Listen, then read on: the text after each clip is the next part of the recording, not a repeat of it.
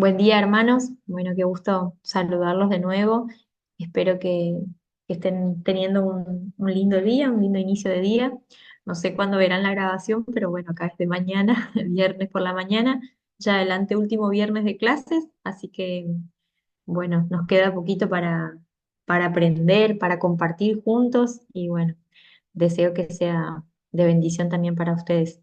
Hoy creo que estoy solita en la grabación. Bueno, nuestra hermana Irma, que generalmente es la que siempre nos acompaña, creo que no se va a conectar porque, bueno, hay una situación de salud con su esposo y, bueno, deseamos que el Señor pueda actuar en favor de ellos, de la vida de Enrique, si no me equivoco, y bueno, de la hermana Irma, de Bere también, de toda su familia. Así que bueno, ahora que arrancamos con la oración de inicio, les pido que también ustedes, eh, todos nosotros tengamos en cuenta esta, esta petición por nuestra hermana y su familia, nuestro hermano. Así que bueno, les invito a que puedan estar poniéndose en reverencia y vamos a dirigir una oración al Señor para que pueda ser Él el quien guíe esta clase del día de hoy. Así que oramos. Padre celestial, Dios bendito, invocamos tu presencia en esta mañana, Señor, en el nombre de Jesús. Te adoramos, Padre, te amamos, te bendecimos, Señor. Sin ti no somos nada y te agradecemos, Señor, por darnos la posibilidad, por elegirnos, Señor, que la verdad que es esa gracia inmerecida que nos das que no la podemos entender, pero solo nos queda alabarte y agradecerte, Señor, por este amor tan grande que tenés por nosotros. Gracias, Señor, por un nuevo día, por despertarnos en esta mañana, por darnos la posibilidad de mejorar, de tener un día para aprender, para servir, Señor, para ser mejores cada vez más, Señor, más a tu imagen, Señor Jesús. Te pedimos que guíes esta clase, Señor, que sea tu presencia la que nos ilumine para poder enseñar y aprender, Señor, que nos puedas guiar en cómo debemos actuar para ayudar a nuestro prójimo, Señor. Ayúdanos a servir, que nuestra vida, que nuestro ministerio, Señor, sea conforme a tu voluntad, Señor. Ayúdanos, Señor, también a que no hagamos cosas que te ofendan, que te entristezcan, Señor. Ayúdanos a alegrar tu corazón. Y sabemos que cuando busquemos alegrar tu corazón, también el nuestro se va a alegrar. Ayúdanos a ser conscientes y sabios de eso.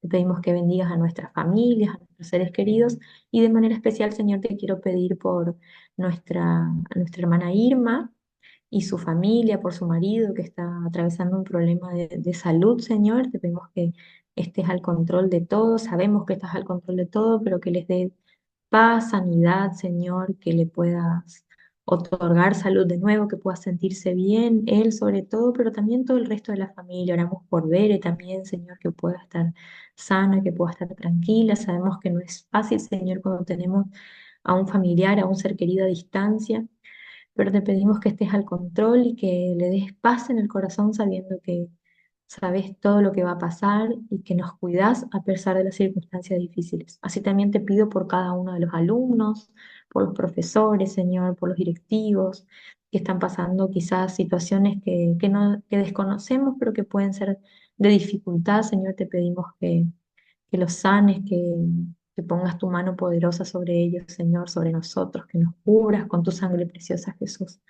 Te agradecemos infinitamente por todo, te pedimos perdón por nuestras faltas y de nuevo te pido que nos ayudes a mejorar y intentar ser tu imagen, Señor, acá en la tierra. Ayúdanos a ser mejores. Te lo suplico, te agradezco por todo en el bendito nombre de Cristo Jesús. Amén. Bueno, hermanos, les voy a pasar a compartir el PowerPoint de la unidad número 5.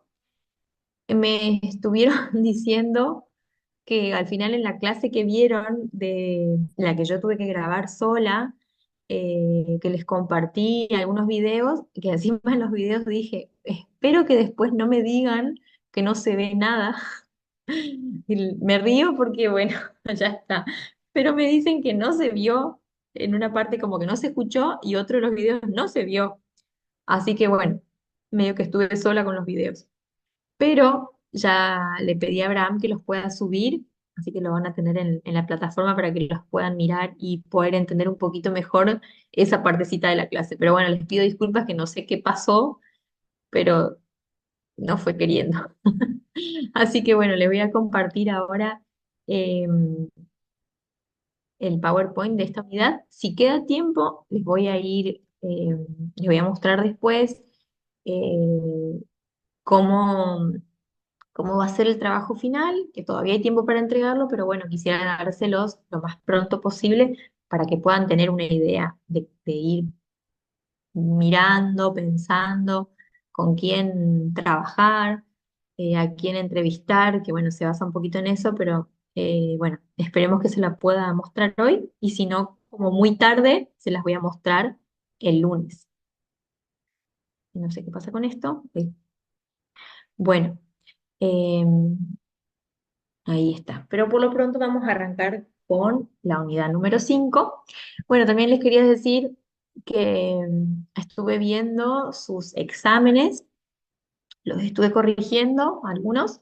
Eh, pero bueno, la verdad es que muy bien los que vi hasta ahora. Espero que los que todavía les faltan puedan ir haciéndolo en el transcurso de esta semana y poder hacérmelos llegar. Para poder subirlos a la plataforma necesitan preguntarle a Abraham para que él les pueda habilitar. Y bueno, algunos por ahí también me mandaron por WhatsApp, entonces pueden hacerlo por ahí también, pero la habilitación de la plataforma es directamente con el pastor Abraham. Eh, Me parece que entendieron bien, por lo que vi hasta ahora, la consigna y el desarrollo del examen, así que, bueno, me alegra porque se nota que por ahí sí van quedando algunos conceptos. Y bueno, sobre todo espero que pueda ser de utilidad y reflexionar por ahí también en esto de que cómo podrían hacer ustedes que la consejería funcione en sus congregaciones. Me parece algo muy interesante de poder bajar esta teoría a las realidades de cada uno. Justamente ahora lo que vamos a ver son las áreas de aplicación de la consejería que tienen que ver justamente con situaciones un poco más específicas. Son a grandes rasgos, pero específicas en el sentido de que nos enfocamos en el matrimonio, en la juventud, eh, y entonces son como algunas de las áreas que más son de demanda en las congregaciones y ahí está bueno ver también cómo ustedes van a ir aplicando lo que van a ir aprendiendo a su congregación. O sea, para tener un poquito más. Hay muchas cosas que las vamos a tocar acá, pero que tienen una profundidad un poco mayor en la materia que sigue, que es pastoral a enfermos y dolientes. Si Dios quiere, esa la vamos a ver el año que viene, pero esta es una primera base y después hay cosas que se profundizan, por ejemplo, en abordar algunas enfermedades específicas. Por ahí lo que vemos también son las problemáticas, pero al tener en cuenta las problemáticas nos sirve como prevención sobre todo y sobre tener un panorama mayor a la hora de enfrentar cómo ayudar a estas personas. Entonces a veces uno puede ver, bueno, acá me muestran todo el problema, pero ¿y qué hago? Pero en realidad, al tener como base un pequeño diagnóstico de las situaciones, cómo nos podemos proyectar a poder enfocarnos de una manera distinta o crear estrategias que van a ser propias también de cada consejero con algunas cosas de las que vimos acá, pero es cierto que cada situación va a meritar una forma distinta de trabajo, por eso no hay tips, reglas o ítems para decir, bueno, esto se hace en esta situación. Pero ustedes por ahí hasta ahora pudieron ver que algunas cosas se van teniendo como ideas, como estrategias de trabajo. ¿Qué era lo que también les quería decir con respecto bueno, con respecto al examen también les quería decir que, bueno, por ahí vamos a contemplar una obviedad, pero por las dudas quiero que quede claro. Em, por una cuestión de respeto, ¿no? A quienes pudieron entregar en tiempo y forma, se supone que el que lo entrega después no es tan merecedor de esa misma nota, aunque el trabajo esté igual de perfecto que el que lo entregó en tiempo y forma. Entonces puede que ustedes y su trabajo tengan un 10, pero como lo entregaron pasado el tiempo por una cuestión de respeto a quien sí cumplió en tiempo y forma, la nota no va a llegar a ese 10 justamente por los tiempos, por una cuestión de lógicas. Así que bueno, espero que comprendan esa parte. Cualquier cosa, si tienen alguna duda después, pueden, ustedes saben, preguntarme y vamos a tratar de ir resolviéndolo juntos. Bueno, nos adentramos en esta unidad. Como habíamos dicho, ya queda re poquito para terminar la clase, venimos re bien, así que la semana que viene terminamos con las unidades. No sé si lleguemos a terminar esta hoy, no importa tampoco porque creo que vamos a terminar con tiempo. Siempre me dan ganas de que me quede una clase un poco libre como para poder tocar otros temas, pero la verdad es que son muchos temas y es poco el tiempo, entonces nunca se llega a tener como ese tiempo de sobra. Pero bueno, hacemos lo que se puede y también lo que quizás Dios quiere que aprendamos como más importante, ¿no? Entonces, en esta unidad vamos a ver, como decíamos, áreas de aplicación de la consejería, pero en una primera instancia vamos a hablar de la ética que contempla varias de estas situaciones que vamos a ver después. Es decir, que el consejero está expuesto a situaciones a veces en las que la ética va a tener que jugar un rol importante y, e incluso a veces decisivo en algunas situaciones. Es interesante en esta parte también tener en cuenta de no trabajar solo. Cuando hay una disyuntiva, cuando hay una encrucijada en el trabajo del consejero, es importante que pueda tener a sus referentes, sobre todo los de más arriba, por decirlo así, para que puedan orientarlo en ciertas situaciones. Y lo puse como primero porque justamente da entrada a poder después darnos cuenta de que nos podemos encontrar con cada una de estas áreas de aplicación con un problema o un tema de la ética. Pero en cuanto a las áreas, vamos a trabajar con la personal o individual, que en realidad acá no la vamos a tocar porque es la que vinimos viendo hasta ahora. Todo lo que venimos trabajando hasta ahora, si bien es aplicable para todas las áreas, la enfocamos específicamente como trabajando con alguien individualmente. ¿Se entiende? Entonces, cuando hablamos de los mecanismos de defensa, lo hicimos individualmente. Cuando trabajamos el tema de la culpa, la ira, cuando trabajamos los sentimientos, emociones, el proceso y demás, a veces era como con un cara a cara, ¿no? Trabajar con una persona sola. Todo ese tipo de cosas que vimos en el método, en el proceso, los mecanismos de defensa, todos obviamente que se tienen en cuenta de manera individual, aunque trabajemos con un matrimonio, aunque trabajemos con un grupo familiar y bueno, eh, bueno, o lo específico en cada edad, con un joven, con un anciano, etcétera. Pero no vamos a tocar acá la parte individual o personal porque justamente es lo que venimos trabajando. Sí nos vamos a detener un poco más en el matrimonio, en la familia y la consejería juvenil y en situaciones de crisis. Crisis también vamos a profundizar en la materia que sigue, que es, como les he dicho, pastoral a enfermos y dolientes. Pero sí o sí va a tener que tener la base de lo que empezamos a ver acá. Entonces es importante también. Pero como digo, la profundizamos y nos adentramos mucho más, porque la crisis en realidad es, como vamos a ver, como la base de todo, de toda demanda hacia el consejero, hacia el pastor, hacia la consejera, porque si no hay crisis, no hay nada que resolver. Entonces, las crisis son partes de todos nosotros y, como digo, son como la base de poder pedir ayuda o de necesitar ayuda.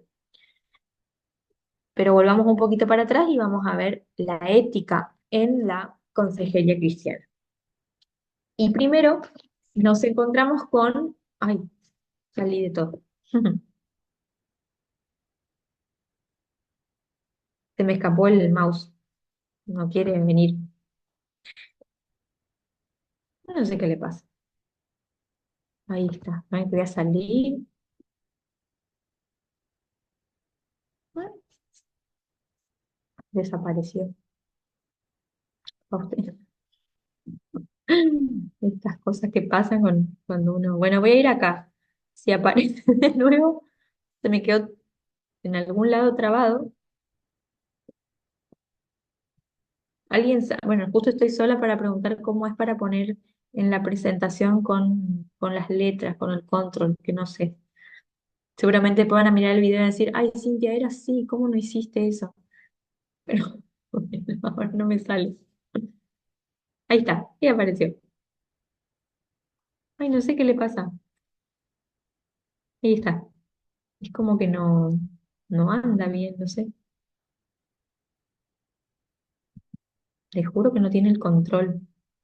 Prometo que no tiene el control. Bueno, no sé qué pasa. Vamos a quedarnos ahí entonces. La ética en consejería cristiana. No me va a detener en la tecnología. Yo a veces digo, la tecnología a mí no me quiere, no es mi amiga, pero no va a poder conmigo. Vamos a poder hacer esto igual. De a poco voy a ir probando. Es como que lo toco. Ahí está. No voy a tocar más el cursor. Espero que hayan adelantado toda esta parte. Bueno, después vamos como digo, adentrarnos en las áreas, pero ahora nos quedamos con la ética en la consejería y vamos a ver algunos factores determinantes que son como los que despiertan el interés de decir, bueno, a ver, tenemos que tener en cuenta la ética porque pasan estas cosas. Vamos a ver cuáles son esos asuntos éticos. eh, Tienen que ver sobre todo con cambios que han habido a lo largo del tiempo, que quizás antes estaba como más relajado el tema, por decirlo de alguna manera, pero que ahora hay que contemplar porque son cuestiones que nos atañen por una cuestión social y cultural. Bueno, uno de los puntos es los cambios tecnológicos que han habido hasta ahora. Entonces, el autor, por ejemplo, acá lo que habla es de que lo que hizo el cambio tecnológico, por ejemplo, es el poder prolongar la vida con cierta aparatología y que incluso eso a veces genera mucho más malestar en la persona, ¿no? Entonces, a veces la persona está en estado de coma, en estado vegetativo, y se prolonga con una máquina la vida hasta que o vuelve a un estado de salud o termina con el fallecimiento. Otras veces pasa con enfermedades terminales o también pasa con personas de una vejez avanzada y que hace que la persona incluso prolongando ese tiempo de vida esté padeciendo, ¿no?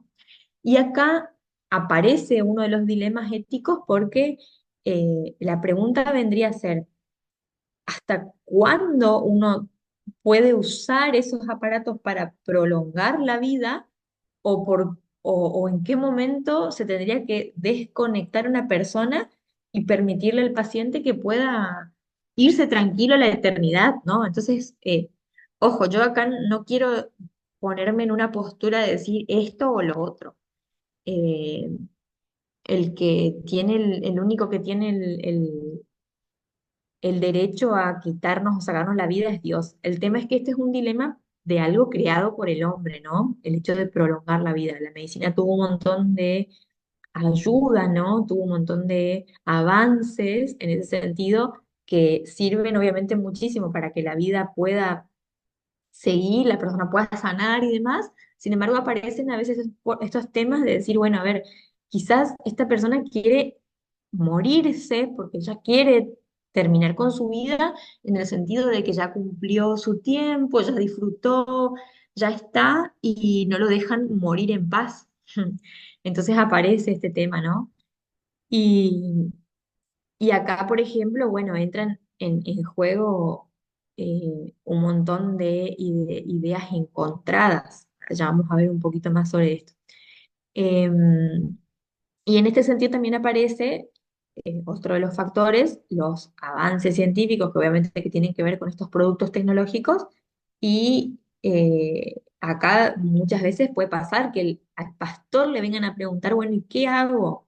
Y en realidad no hay una respuesta humana que podría ser la correcta. Lo que yo pienso muchas veces es que cuando nosotros no queremos que alguien muera, es una cuestión egoísta, ¿no? Cuando queremos que alguien siga conectado mucho tiempo, sobre todo si se trata de una persona mayor, es como una cuestión egoísta de nuestra parte de querer que continúe con la vida porque nosotros no queremos quedarnos sin esa persona. Pero en realidad, a veces ya puede ser de que esa persona sienta que ya haya cumplido su tiempo en esta tierra. Pero acá pueden entrar otros temas como decir, bueno, pero si sigue conectado y se le permite seguir conectado, puede ser que Dios esté permitiendo esto porque considera que no es el tiempo de la persona de partir, etcétera. Pueden haber un montón de pensamientos e ideas que entran en juego acá. Por eso se dice que es un dilema ético, ¿no?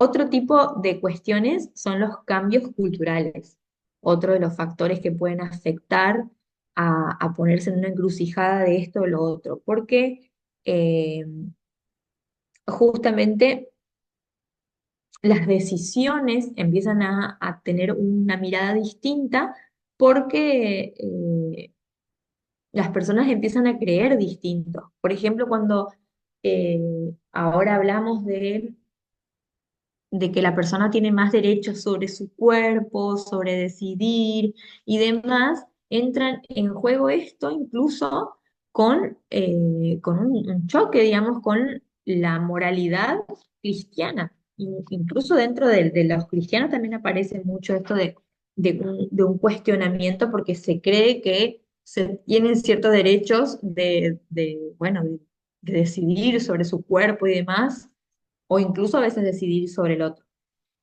Y acá también aparecen algunas como dilemas, digamos, algunas alternativas filosóficas, que son muchas de las que nosotros vemos ahora, ¿no? El hecho de centrarse en uno mismo, de que uno tiene la fortaleza interna y puede, etcétera. Y acá una de estas filosofías es el hedonismo, que el hedonismo hace referencia a querer satisfacer las propias necesidades. Entonces, si uno consigue placer físico, placer emocional, placer social de uno mismo, uno logra sentirse mejor.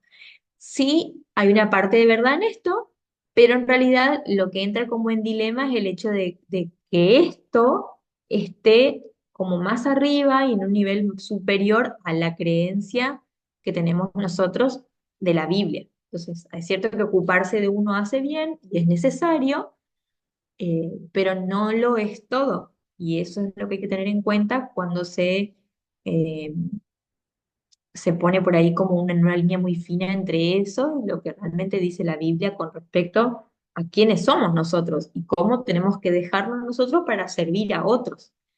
Después aparece otra cuestión filosófica o una alternativa filosófica que es el utilitarismo, por ejemplo. Y acá quiero explicarles esto con un ejemplo que dice así. Una familia luchó con sus sentimientos de confusión, aflicción y cólera al recibir las noticias de que su hijo habría sufrido un accidente automovilístico. Él no tenía posibilidades de sobrevivir y el doctor quería autorización para tomar los riñones y los ojos de su hijo para otros pacientes que los necesitaban. Fue casi demasiado pedirles que fueran altruistas y utilitarios y que y que pensaran en la bendición que sería para otros al tener la oportunidad de vivir normalmente con los órganos de su hijo. Es realmente difícil, ¿no? Y, y, y es como, acá por ejemplo también entra en juego el hecho de que si uno es donante o no es donante de órganos, eso es como un dilema también de cada persona, hay como decisión en esto. Y entonces puede como entrar en conflicto el hecho de lo que estoy sintiendo y lo que debería ser lo utilitario, ¿no?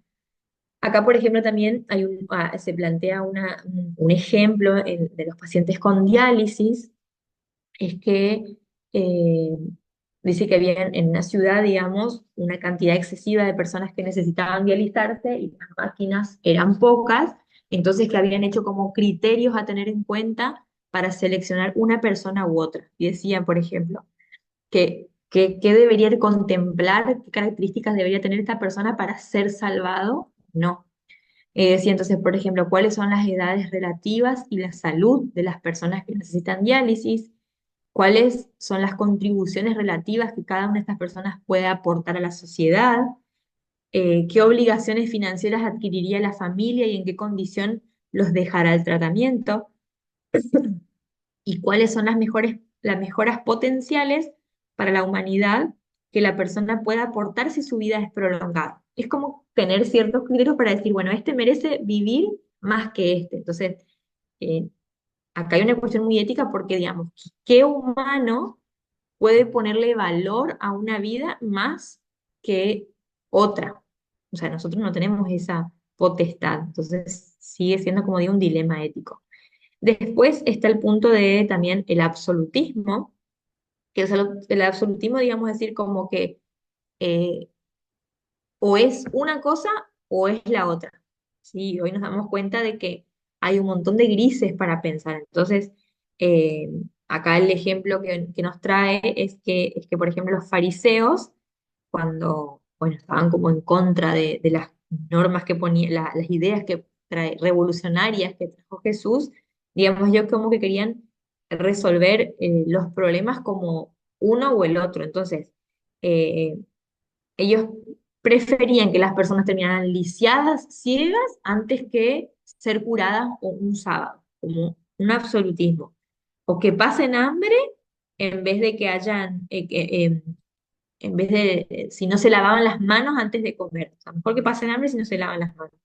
Entonces, como que era una justicia para ellos, pero injusticia para otros, ¿no?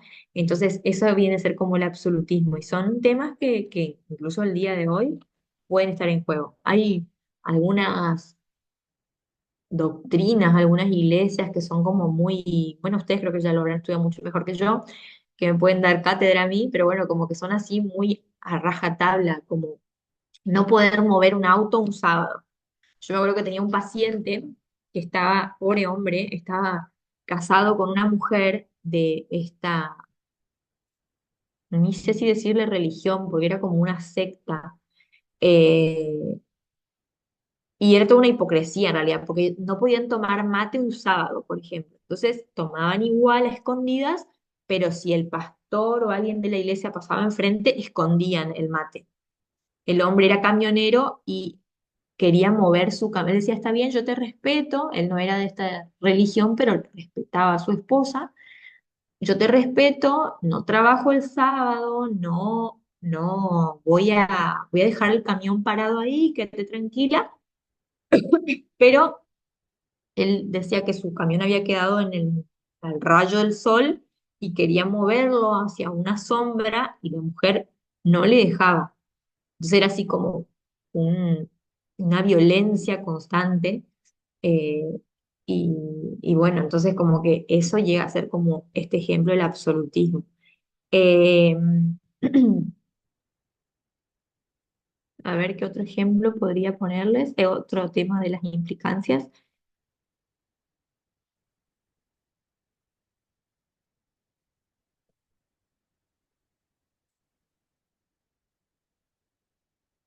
Y bueno, después hay, antes de hablar de los peligros, por ejemplo, está lo que les decía hoy, bueno, el tema del aborto, por ejemplo, que sabemos que en un montón de lugares, incluso acá en Argentina, ya está aprobado. Entonces,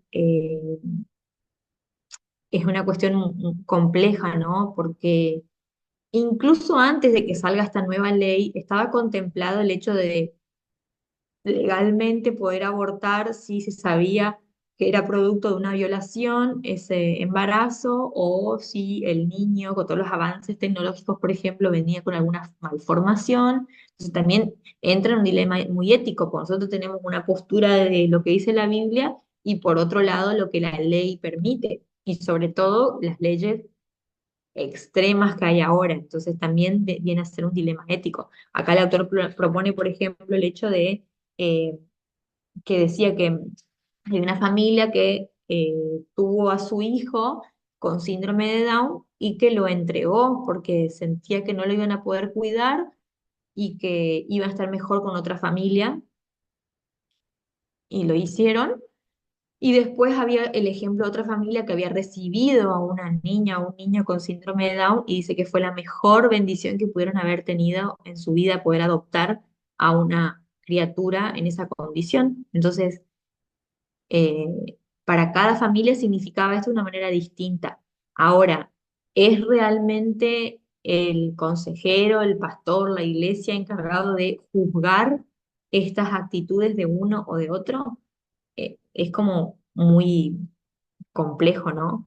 Bueno, y otro tema del que veníamos tratando hoy, que hablamos esto de la desconexión de los aparatos y demás, es el tema de la eutanasia, que es súper discutido hasta el día de hoy. Entonces, en griego, por ejemplo, la eutanasia significa muerte buena, muerte feliz, muerte fácil. Y bueno, y viene con la idea de poder que la persona decida cuándo quiere terminar con su vida, sobre todo cuando está con un padecimiento muy grande y eso le generaría como alivio. Pero lo cierto es que, ¿qué diferencia habría de esto con un suicidio? Es casi lo mismo, ¿no?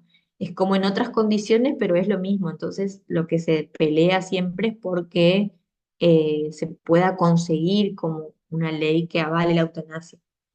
Pero vemos que en la Biblia está el no matarás, o sea, entonces bíblicamente nosotros no estamos de acuerdo con esto. Dos cosas les quería contar acá. Una es que hace un tiempo habíamos mirado una película, hace bastante ya, que se trataba de este tema, de una mujer que está en una enfermedad terminal y bueno, como que toda la película, si bien tenía estas cuestiones legales, eh, te daba como hasta compadecerte de la persona que estaba sufriendo, porque es como que realmente uno como que llegaba a sensibilizarse con la idea de que sí, esta persona eh, merece poder tomar la decisión de querer morir. Y es muy complicado porque películas como esa, si uno no tiene bien solventadas algunas ideas y principios, nos pueden convencer tranquilamente. Y me acuerdo que en esta película vieron que nada es inocente, nada es porque sí. Entonces, había alguien que le decía a la persona que le iba a ayudar con la eutanasia casera de manera ilegal cómo tenía que hacer el procedimiento. Le decía cómo tenía que inyectarle en la vena, las cantidades de lo que tenía que poner, qué tenía que ponerle. Y lo decía muchas veces. Y cuando lo repetía, lo decía como la música era distinta, la escena estaba filmada distinta, era como que todos tus sentidos pueden estar bien concentrados en aprender. Y se lo repetía como diciendo, indirectamente, te quiero enseñar a vos que estás mirando esta película, que también lo puedas hacer en tu casa tranquilamente. Entonces, fomentar eso es re complicado, por eso digo, no es nada inocente. Y después otro ejemplo que les quería poner es que, bueno, justo en el Facebook, no sé si estoy todavía, pero estuve en un tiempo en un grupo que era de personas bipolares. La bipolaridad, como habíamos visto en la vez pasada, es muy compleja porque la persona con bipolaridad realmente sufre mucho, mucho, mucho, mucho, mucho. Y hay personas que no encuentran nunca paz en el corazón.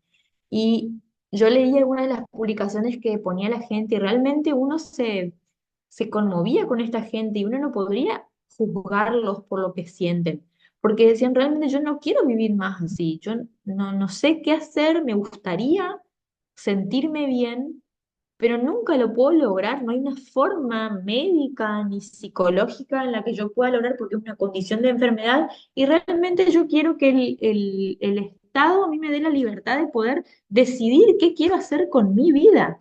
Y uno leía eso o lee eso y realmente uno se pone en el lugar de la persona y no lo puedes juzgar. Es muy difícil. No estoy diciendo que esté bien el hecho de lo que quiere hacer, pero voy a que es realmente un dilema ético, porque ponerse en el lugar de esas personas cambia las cosas.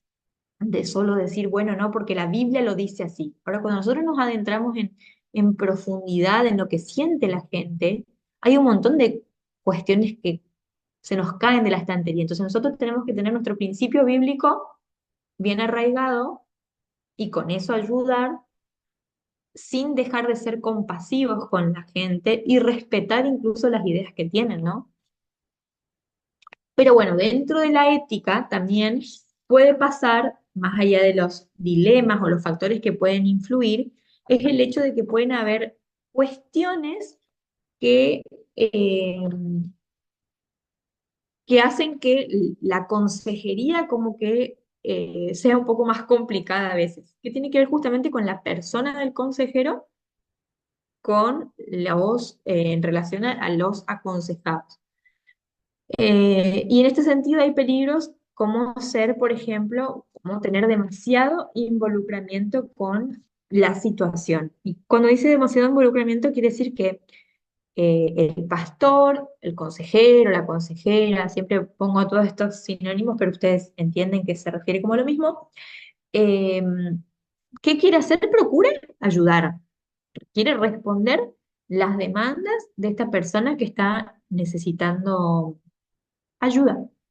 Entonces, en este sentido, eh, alguno de los problemas puede ser que uno no sepa cuándo poner un límite, cuándo, dice el autor, cuándo cerrar la puerta a ciertas situaciones, porque demasiado involucramiento a veces puede traer problemas en la propia familia, por ejemplo, alguien que sea muy demandante, que todos los días quiera hablar, que que bueno, que necesita atención constante, o incluso el hecho de que uno se involucre tanto y que empiece a sufrir con la persona. Entonces, no logra separar lo que le está pasando con lo que la persona nos cuenta, entonces ahí es donde se habla de un demasiado involucramiento y empieza a afectar la vida del consejero e incluso va a ir a afectar, va a afectar a la consejería, a ese proceso de consejería, porque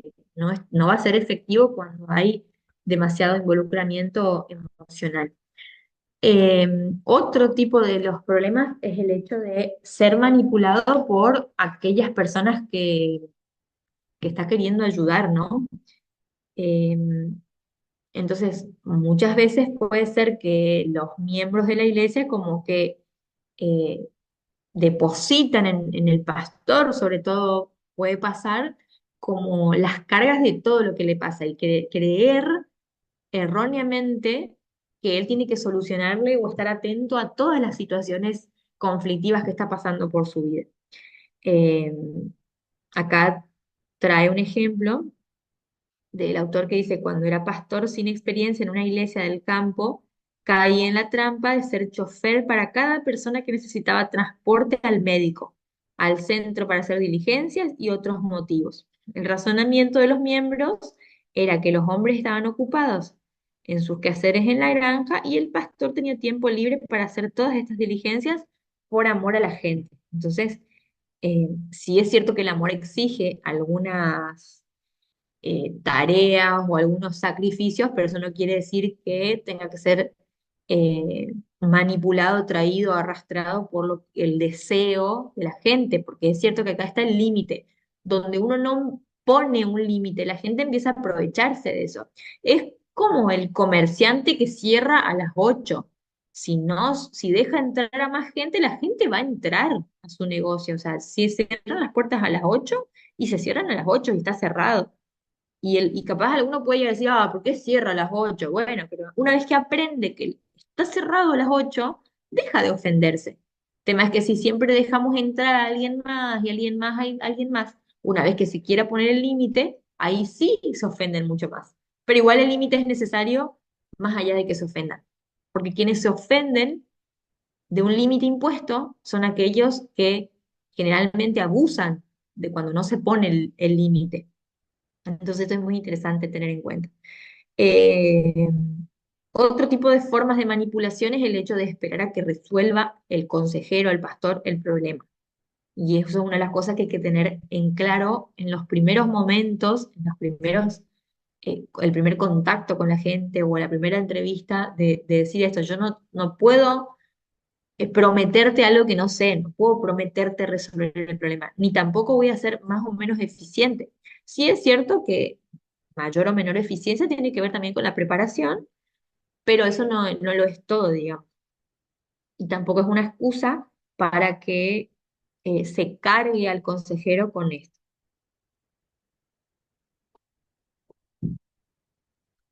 Después, por ejemplo, puede ser una manipulación el hecho de que hay gente que está sin trabajo y cae en la oficina del pastor para que le consiga un trabajo. Entonces uno puede ayudar, pero vuelvo a esto, la manipulación se corrige con límites. Después, otro tipo de cosas que puedan pasar es que pueden haber actos indiscretos. Entonces, a veces puede pasar de que eh, puede ser una mujer que se enamora transferencialmente, como hemos visto la vez pasada, del pastor. Entonces, busca, lo busca, por ejemplo, el pastor o el consejero, o viceversa, también puede pasar con una consejera de manera indiscreta, buscar otro tipo de cosas y no consejería de verdad, ¿no es cierto? Entonces, eh, esto puede afectar un montón de áreas, ¿no? No hace falta tampoco entrar en detalle de entender de que esto puede ser muy negativo, ¿no? El tema también es, acá, una de las cosas que se recomienda dentro de las entrevistas es que si se va a trabajar de hombres y mujeres, ay, la voy a callar a la perris, porque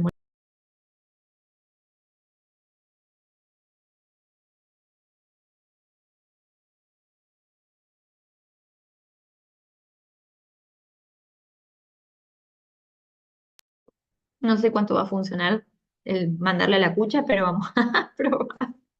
Bueno, se recomienda, por ejemplo, que siempre si se trabajan así, bueno, si se puede evitar que sea en horas de la noche, mejor, y tratar de ser visible, por ejemplo, si se tiene una oficina, que la persona que esté visible sea el consejero o la otra persona, pero que haya una parte visible.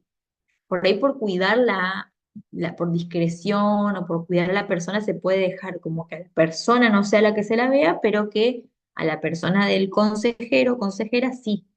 Entonces se evitan las malas lenguas también, ¿no?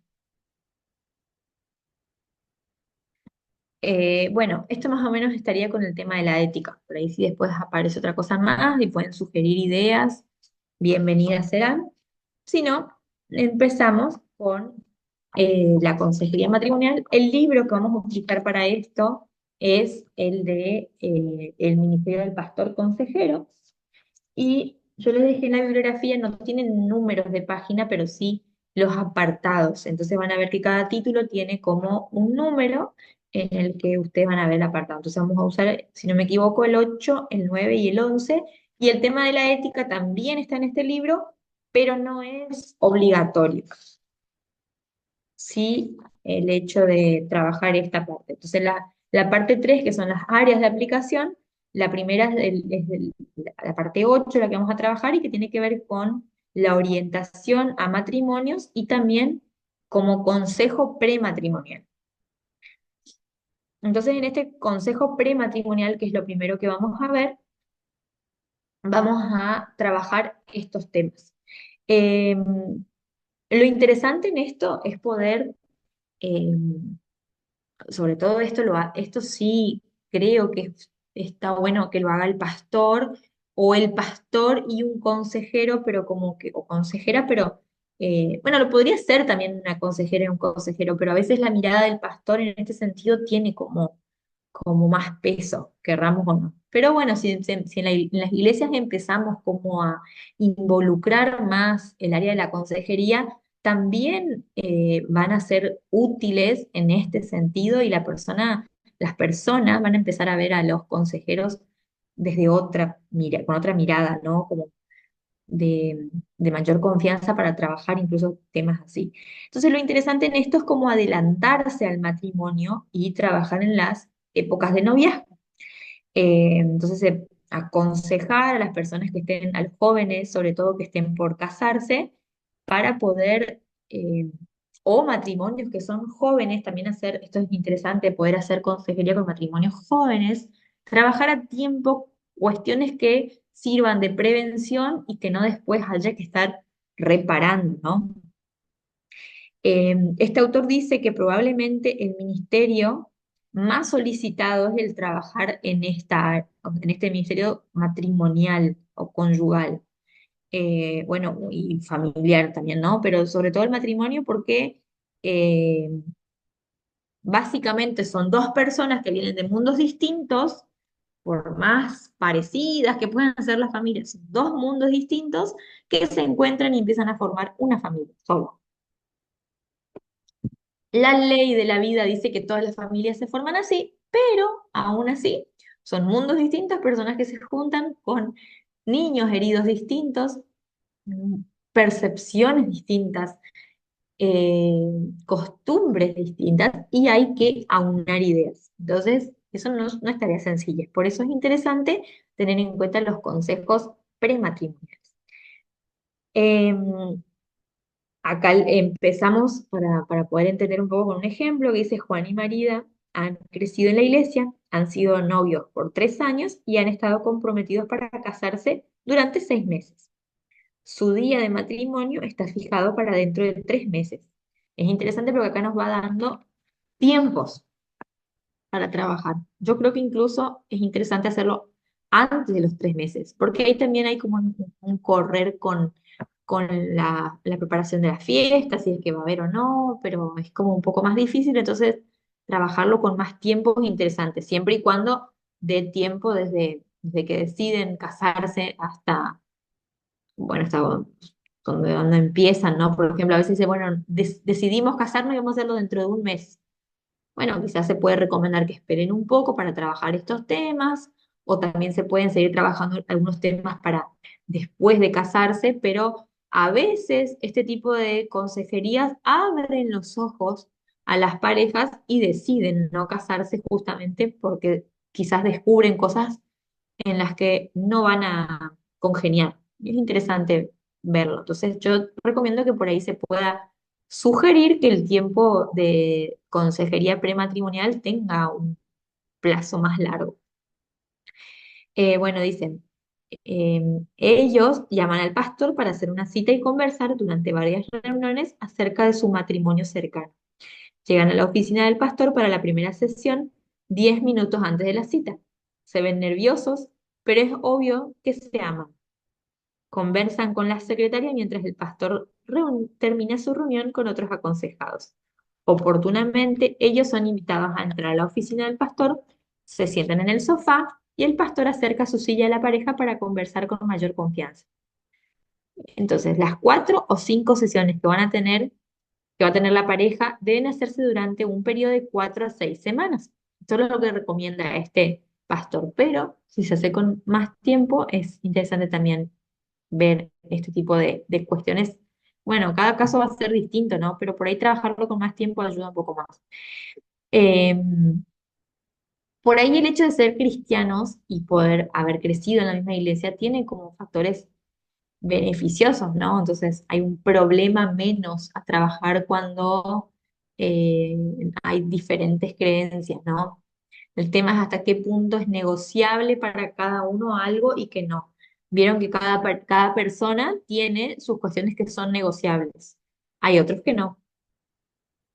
Y esto es muy particular. Entonces, uno de los puntos a tener en cuenta en el consejo prematrimonial es el ideal de Dios para el matrimonio. O sea, ¿qué ideal tiene Dios para la vida del matrimonio? Entonces, es importante poder em, leer pasajes bíblicos en cuanto a la creación, en cuanto a los consejos en los consejos de matrimonios, ¿no? Para que pueda ayudar a la persona a entender un poco más el concepto de pareja para Dios. Dialogar o por ahí ofrecer un poco de apertura para ver qué piensa cada uno sobre lo que se está trabajando, sobre lo que se está leyendo. Y justamente que el consejero, el pastor pueda hacerles entender de que el matrimonio es de origen divino, digamos. Dios quiere bendecirlos en su futuro como pareja a partir de que se unan en el matrimonio. Después, eh, el entender el hecho de que el amor, digamos, va a ser el elemento más importante para que el matrimonio sea feliz. Entonces, tienen que expresar las ideas diferentes que tiene cada uno acerca del matrimonio. Y por ahí, el pastor y sobre todo, o bueno, el consejero que tiene más experiencia, por ahí sí es importante en esta área que haya alguien que esté casado durante más años para que le pueda dar una imagen más madura de lo que es el amor en el matrimonio. Porque cuando uno recién se va a casar o cuando está de novio, tiene como un concepto más volado, por así decir, del matrimonio y un amor que no está tan solventado en la madurez. Entonces, con una mirada de más distancia, el consejero puede darle una mirada más objetiva sobre lo que es la construcción del amor. Eh, por ahí hay como conceptos más humanistas, el hecho de que hay que sentir, ¿no? Y después nos damos cuenta con el pasar de los años de que no todos pasa por el sentir. Es más, la Biblia dice que el corazón es engañoso, el sentimiento es engañoso. Tenemos que concentrarnos más en algunas situaciones, en elegir, en el crear amor. Entonces, el hecho del amor de dar y recibir, cómo tienen estas cuestiones del respeto emocional, físico, sexual. Entonces, es muy interesante tocar temas profundos y difíciles. También en el hecho esto de justamente del dar y recibir, eh, acá pone el ejemplo nuevo, dice, Juan y María descubren que la felicidad en el matrimonio es el resultado de la voluntad para trabajar mutuamente y ganar a veces y perder a veces cuando hay opiniones diferentes. O sea, el hecho de poder eh, dejar de tener la razón para poder mantener la relación, que justamente el otro día había una frase esta de que muchas veces es mejor la relación que la razón. Y a veces uno va a tener que decir, bueno, sí, está bien, tenés razón, pero para mantener la paz y que eso no genere una discusión. Y a veces, cuando se es novio, ese tipo de cosas no se tienen en cuenta, ¿no? No es lo mismo estar de novio que después convivir y que haya cuestiones cotidianas. Después, otro tema importante es el hecho del manejo de las finanzas. Eso es un tema que muy pocas parejas lo hablan y que incluso después, estando en el matrimonio, generan mucho conflicto.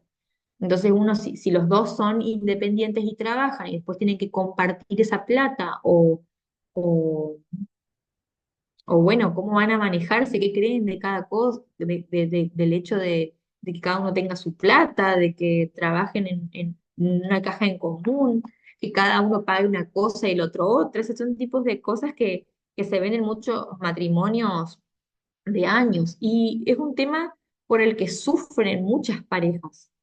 eh, el hecho de que la economía no sea algo con libertad.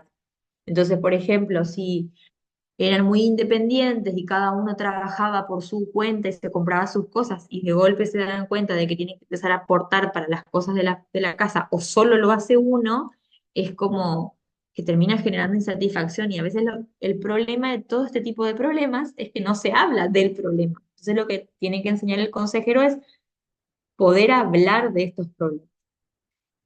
Después, otro tema no menos importante es el aspecto sexual, es que eh, es interesante preguntarle a la pareja de manera individual qué concepción o qué puntaje puede ser le dan al sexo dentro del matrimonio y qué mirada tienen sobre esto, que si les importa más, si les importa menos, qué concepción tienen de,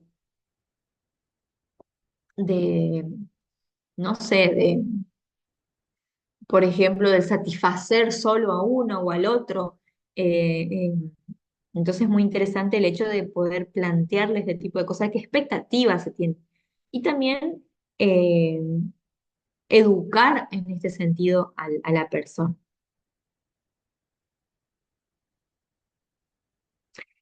Eh, y después, bueno, hacer un matrimonio cristiano, es interesante de que si bien hay obligaciones para los cónyuges, también es cierto que tienen estas obligaciones que plantea la Biblia, llevan también a un matrimonio feliz. Hoy se discute mucho el hecho de la sumisión, entonces como que suena fea esa palabra y que la mujer no tiene que estar sujeta y como que cuestionamos esa parte de las mujeres. El tema es entender la profundidad del mensaje y que el pastor o el consejero o consejera pueda transmitirle esto de lo que significa realmente para que realmente sea un hogar feliz, en armonía y parejo, sobre todo si ambos trabajan, ¿no? Y por ahí también lo que yo diría, por más de que las personas a veces no lo consideran ahí, pero el hecho de que piensan de la llegada de un hijo, porque eso también mueve un montón de cosas. Si hay una si la mujer se va a quedar más en la casa, si lo van a hacer compartido, si van a tener niñeras, etcétera, etcétera.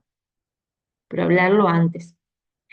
Después, cuando hablamos específicamente de consejería matrimonial, estamos hablando de que empiezan a surgir en el matrimonio justamente conflictos que son los que llevan a que se busque ayuda en el mejor de los casos o que estos pequeños conflictos son los que van sumándose en la trayectoria del matrimonio y que lamentablemente terminan en los divorcios.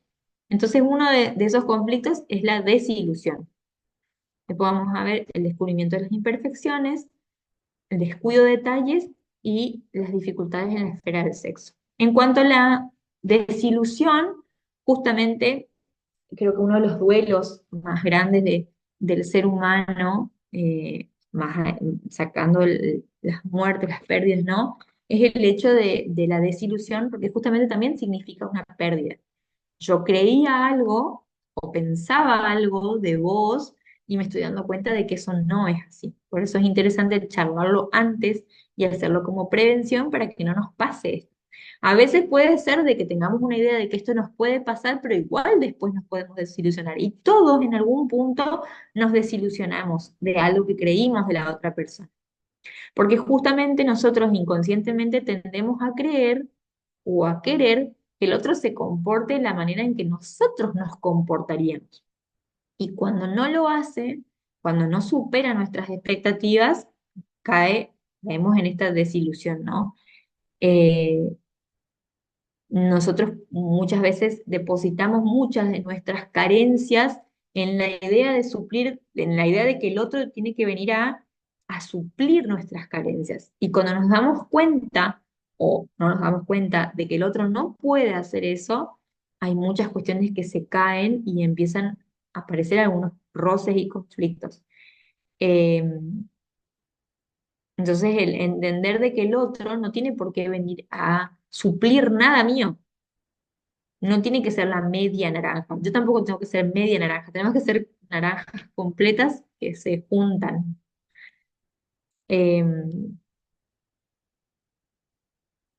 entonces, justamente si hay una de las partes o las dos que tiene autoestima baja, van a creer que el otro es el que tiene que venir a suplir, el otro tiene que venir a compensar, el otro tiene que estar. Entonces, cuando no cumple una de esas expectativas es donde se derrumban las ideas que tenían de ese amor perfecto, ¿no? No existe el amor perfecto, el amor perfecto. Entonces aparece frustración, desilusión y enojo, que incluso ese enojo viene recubierto. Y cuando no se hablan de estas cosas, son grandes que después terminan en pelear por cualquier cosa, ¿no? Obviamente que esos son factores inconscientes, pero es interesante enseñarle a las personas, sobre todo en el prematrimonial, de poder hacer conscientes algunas cosas, registrar, esperabas otra cosa y poder tratar de sincerarse con la pareja.